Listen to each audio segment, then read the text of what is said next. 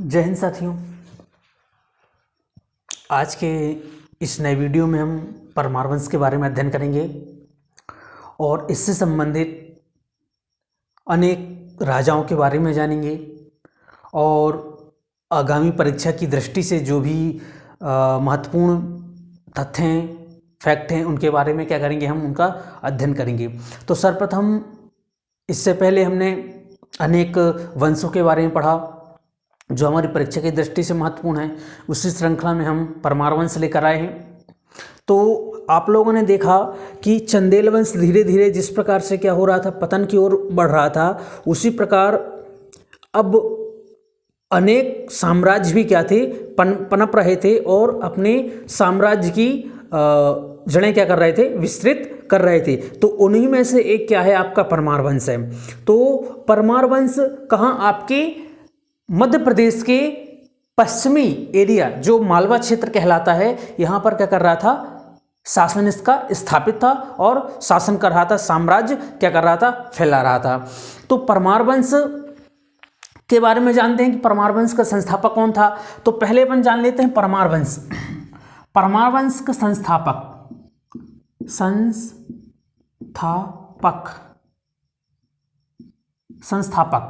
कौन था? इसका संस्थापक उपेंद्र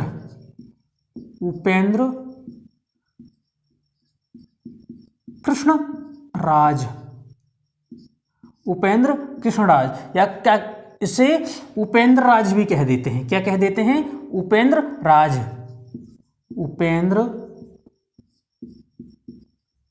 राज भी क्या कह देते हैं, नाम से भी जाना जाता है, कृष्णराज या उपेंद्र राज।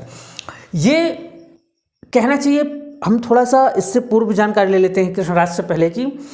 जो परमार वंश था या परमार वंश के जो शासक थे या परमार वंश था, वो पहले क्या, प्रतिहारों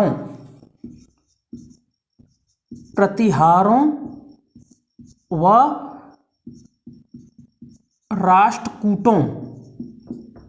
राष्ट्रकूटों के क्या थे, सामंत थे। क्या थे? सामंत थे। अब यहां एक शब्द आता है क्या, सामंत।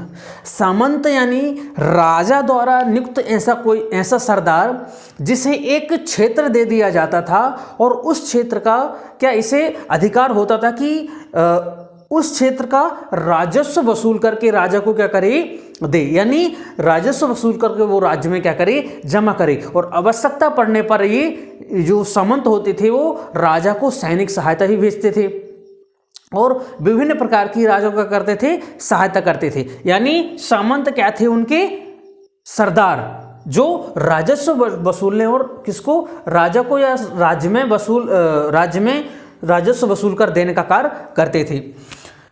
तो अब उपेंद्र कृष्ण कौन हुआ, इसका प्रथम शासक हुआ। इसने किसे, उज्जैन को राजधानी बनाया। यहां लिख लेते हैं, उज्जैन को राजधानी बनाया। ठीक है, किसे बनाया, उज्जैन को इसने राजधानी बनाया। अब इसी के बाद एक इसका पुत्र आता है। कौन आता है? पुत्र कौन था? वैरी सिंह। कौन आता है? वैरी सिंह। वैरी सिंह ने भी क्या किया, ये भी शक्तिशाली शासक था। इसने भी क्या, राष्ट्रकूटों के अधीन क्या किया, शासन किया। राष्ट्रकूटों के अधीन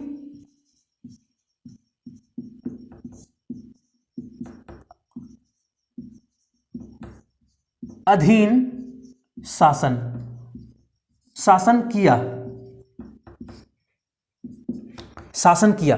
किंतु ये जब शासन कर रहा था तो ये किसके अंदर, राष्ट्रकूटों में था। किंतु ये क्या किया, विद्रोह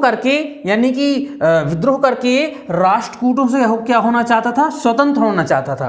क्या होना चाहता था? स्वतंत्र होना चाहता था। लेकिन ऐसा करने में क्या हो गया, असफल हो गया। क्या हो गया? असफल हुआ। यानी यह अब ये चाहता था कि मैं क्या करूं, एक नए साम्राज्य का की स्थापना करूं, यानी जो मेरा साम्राज्य, जो मेरा वंश, वो क्या हो, अब मेरे समय से क्या हो जाए, स्वतंत्र हो जाए, किसी के अधीन न रहे वो। अब मेरे आगे क्या होना चाहिए, अब स्वतंत्र होना चाहिए। किंतु यह असफल रहा, अपने वंश को स्वतंत्र कराने में क्या रहा, असफल रहा। असफल होने फिर इसने क्या किया, इसने राष्ट्रकूट कृष्ण तृतीय के, हाँ राष्ट्रकूट जो इसका शासक कौन था, कृष्ण तृतीय, इसने क्या किया, इसकी अधीनता इसने स्वीकार कर ली। किसने, वैरिसेन ने किसकी अधीनता स्वीकार कर ली, राष्ट्रकूट शासक कृष्ण तृतीय की। अब इसका पुत्र कौन आता है, इसका पुत्र आता है कौन, आपका सियक, शियक या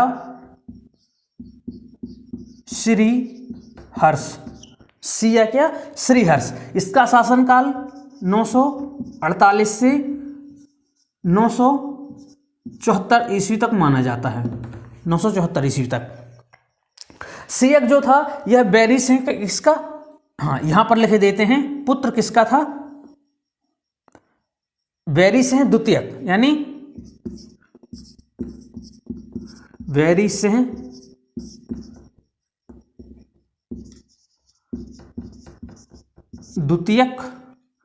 द्वितीय का पुत्र कौन, सियक था, ठीक है ना, क्या था, पुत्र था। इसने भी क्या किया, आरंभिक समय जब भी शासन जैसे गद्दी पर बैठा, ये भी किसके अधीन था, राष्ट्रकूटों के, किसके अधीन था, राष्ट्रकूटों के अधीन था। और दूसरी बात इसने क्या किया, किसने, सियक ने, किसने, सियक ने, सियक ने हूणों को हराया, हूणों को क्या किया, हराया, हूणों को हराया, ठीक है ना, किसको हराया, हूणों को हराया। और इसकी उपाधि क्या थी,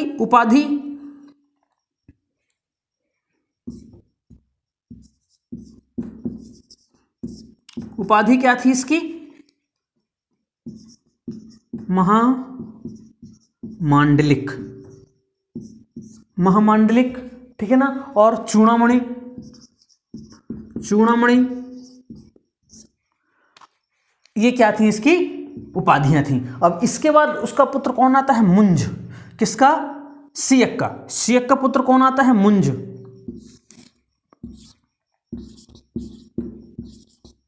यानी वाकपति। कौन होता है, वाकपति मुंज। इसका शासन काल क्या था, 974 से 995, 995, ठीक है ना, किसका शासनकाल, आपके मुंज का। अब इसके बारे में थोड़ा जान लेते हैं। मुंज जो था, कहा जाता है कि जो परमार वंश था, मुंज के समय ही वास्तविक रूप से परमार वंश क्या हुआ, पूर्ण रूप से स्वतंत्र हुआ। यानी परमार वंश को स्वतंत्र होने का पूर्ण श्रेय किसे जाता है, मुंज को जाता है। मुंज ने ही क्या किया, अपने परमार वंश को क्या किया, किसी भी वंश, प्रतिहार वंश या राष्ट्रकूट वंश से क्या किया, स्वतंत्र किया। और इसने स्वतंत्र किया तो इसने क्या किया, मुंज ने अधिक चालुक्य, कौन, चालुक्य राजा, चालुक्य राजा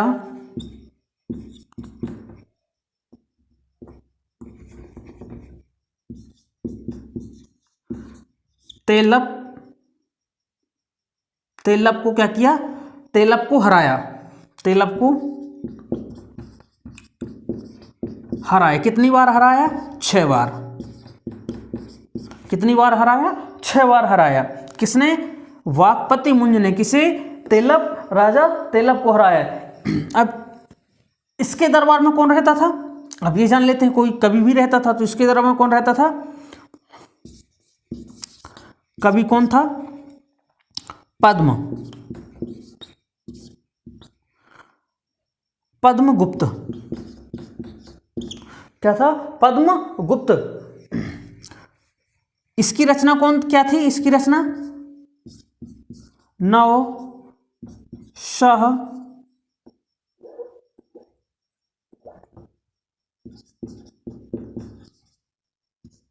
नवशशांक चरित्र। चरित्र किसकी रचना है ये? पद्मगुप्त। किसके दरबार में रहता था? आपके वाक्पति मुंज के। तो चूंकि ये नवशशांक जो चरित्र है, रचना है इसकी, तो ये क्या है? जीवनी है। क्या है? जीवनी। किसके ऊपर लिखी गई है? आपके वाक्पति मुंज। किसके द्वारा लिखी गई है? आपके पद्मगुप्त द्वारा लिखी गई है। क्या है? जीवनी। आपने कक्षा 10वीं और 12वीं में जीवनी, आत्मकथा, यात्रा वृत्तांत, रिपोर्टाज, ये सब पढ़ा होगा। तो जीवनी क्या है? किसके द्वारा, किसके ऊपर लिखी गई है? वाक्पति मुंज के ऊपर। किसके द्वारा लिखी गई है? पद्मगुप्त के द्वारा लिखी गई है। ठीक है ना। अब इसकी उपाधियां कौन क्या होती थी? हाँ, पहले क्या हुआ है? कभी पद्मगुप्त हो गया, और कौन सा रहते थे? धनिक, धनंजय। धनंजय भी इनके राजदरबार में रहते थे। और कौन रहते? धनिक।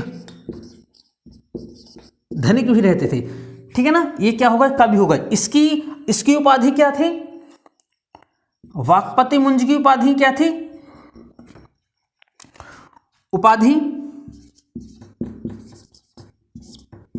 उपाधियां क्या थी? अमोघ वर्ष।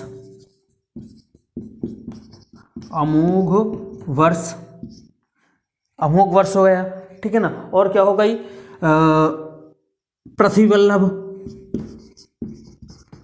पृथ्वी वल्लभ आदि उपाधियां किसकी थी? ये आपकी वाक्पति मुंज की। अब इसका पुत्र आता है।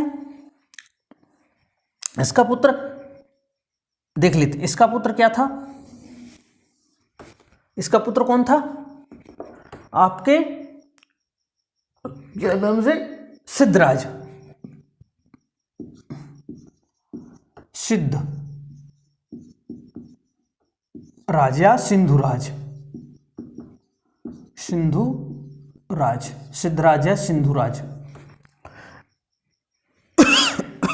इनके मुख्य रूप से क्या विशेष क्या था इनका? इनने कौन सी उपाधि धारण की थी? इनने कुमार नारायण की उपाधि। कुमार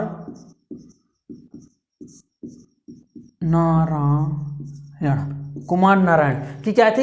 इन्हें उपाधि। और कौन सी थी? सहशांक उपाधि धारण की थी इसने। ठीक है ना। अब इनका पुत्र सिंधराज सिद्धराज या सिंधुराज किसका पुत्र था? वाक्पति मुंज का। और वाक्पति मुंज का पुत्र कौन होता है? सॉरी मित्रों, वाक्पति मुंज जो था छोटा भाई था। क्या है ये? छोटा भाई किसका? मुंज का। ठीक है ना। मुंज का छोटा भाई था सिद्धराज। अब इसका एक पुत्र होता है। पुत्र कौन होता है? इनका पुत्र कौन होता है? कौन होते हैं इनके? भोज राजा भोज। इनका शासन काल क्या है? 1010 से 1055 ईस्वी। ठीक है ना। अब राजा भोज कहा जाता है कि राजा भोज परमार वंश के सभी शासकों में क्या था? सबसे शक्तिशाली पराक्रमी राजा थे। ठीक है ना। इन्होंने क्या किया? अपने चारों ओर फैले हुए अनेक साम्राज्यों की अपने राज्य में मिलाया और उन्हें जीता भी और फिर अपने साम्राज्य में मिलाया। इन्होंने क्या किया? राजधानी परिवर्तन।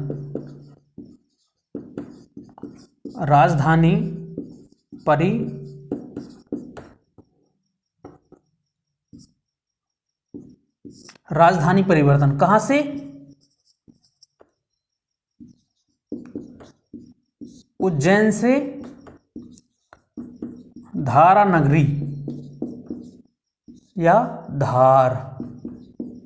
ठीक है ना। धारा नगरी या धार। इन्होंने क्या किया? क्या किया? भोज ताल बनवाया। क्या किया? भोज ताल बनवाया, ठीक है ना, भोज ताल बनवाया। भोपाल शहर की स्थापना की। और इन्होंने क्या किया? भोपाल में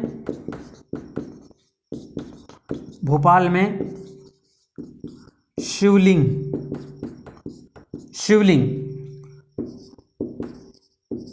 मंदिर बनवाया, यानी तालाब के पास में ही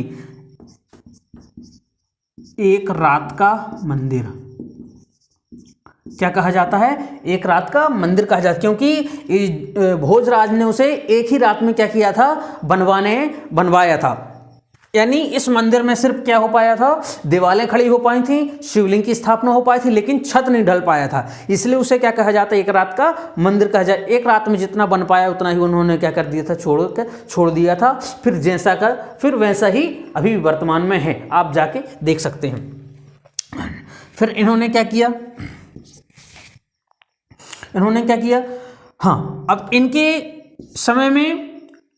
समय में क्या हुआ कि गुजरात चालुक्य के शासक, ठीक है ना, और कलचुरी शासक ने क्या किया?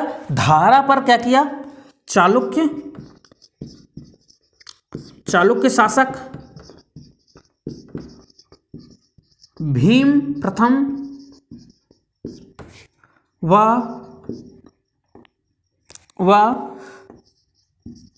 कलचुरी शासक